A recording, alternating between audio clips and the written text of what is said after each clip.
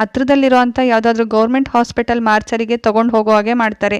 ಅಲ್ಲಿರುವಂಥ ಡ್ರೈವರ್ನ ಆಲ್ರೆಡಿ ಬುಟ್ಟಿಗೆ ಹಾಕೊಂಡಿರೋದ್ರಿಂದ ಸತ್ತಿರೋಂಥ ಹುಡುಗಿಯರ ಹೆಲ್ತಿ ಬ್ರೈನನ್ನು ಎಕ್ಸ್ಪೆರಿಮೆಂಟಿಗೆ ಅಂತ ಇವ್ರು ತೆಗೆದಿಟ್ಕೊಂಡು ಅವರ ಒಂದು ಬಾಡಿನ ಅವ್ರ ಪೇರೆಂಟ್ಸ್ ಕೈಲಿ ಕೊಟ್ಟು ಕಳಿಸ್ತಾ ಇರ್ತಾರೆ. ಈ ಒಂದು ಫಾರ್ಮುಲಾನ ಕೋವಿಡ್ ಅನ್ನೋ ವೈರಸ್ ಜೊತೆಗೆ ಬ್ಲೈಂಡ್ ಮಾಡಿ ಇಡೀ ಪ್ರಪಂಚಕ್ಕೆ ಹರಡಿಸ್ಬೇಕು ಅನ್ನೋದೇ ರುದ್ರನ ಪ್ಲಾನ್ ಆಗಿರುತ್ತೆ. ಈ ಏನಾದ್ರು ಪ್ಲಾನ್ ಕ್ಲಿಕ್ ಆದ್ರೆ ರುದ್ರನ ಹಿಡಿಯೋರೇ ಇರೋದಿಲ್ಲ. ನಾಳೆ ಬೆಳಗ್ಗೆ 9 ಗಂಟೆಗೆ ಈ ಒಂದು ಫಾರ್ಮುಲಾ ಲಾಂಚ್ ಆಗೋದ್ರಲ್ಲಿದೆ. ಹೇಗಾದ್ರೂ ಸರಿ ನಾವು ತಡಿಬೇಕು. ಎಲ್ಲೆಲ್ಲ ನ್ಯೂರೋ ಹಾಸ್ಪಿಟಲ್ ಇದೆಯೋ ಅದೆಲ್ಲ ಲೊಕೇಶನ್ ತಿಳ್ಕೊಂಡು ಏನಾದ್ರು ಡೌಟ್ಸ್ ಬರೋಂಗಿದ್ರೆ ನನಗೆ ಫೋನ್ ಮಾಡಿ ಹೇಳು ಅಂತ ಹೇಳಿ ಕಳಿಸ್ತಾರೆ.